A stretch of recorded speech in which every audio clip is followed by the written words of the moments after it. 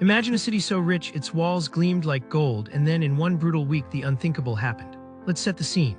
It's spring in 1204, and Constantinople stands as the crown jewel of the medieval world, a fortress city of epic wealth, labyrinthine streets, and the endless domes of the Hagia Sophia. Once the heart of the mighty Byzantine Empire, Constantinople had stood unconquered for centuries. It had fended off Arab armies, Slavic invaders, even the relentless forces of the past, thanks to its mammoth walls, moats, and cunning defenses. But what if I told you it wasn't Eastern invaders who brought those walls down, but an army of fellow Christians? That's right, the infamous Fourth Crusade wasn't supposed to end here. It was launched from Western Europe with the goal of reclaiming Jerusalem, but a tangle of debts, alliances, and double crosses would steer it wildly off course. Here's how it happened.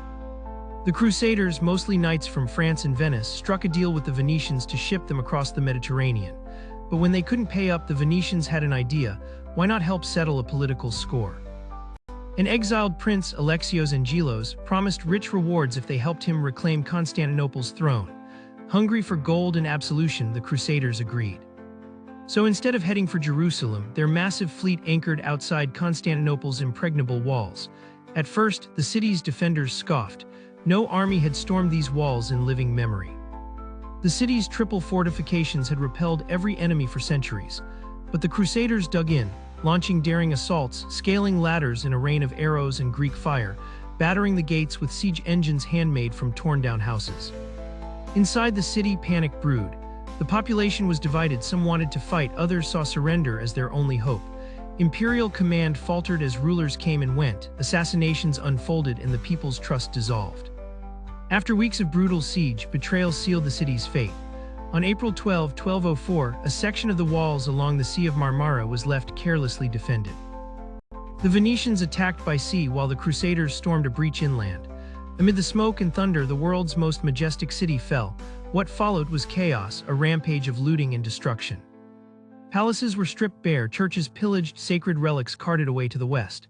The conquerors seized treasures beyond imagination: gilded mosaics, golden chalices, marble statues that had stood since the Roman Caesars.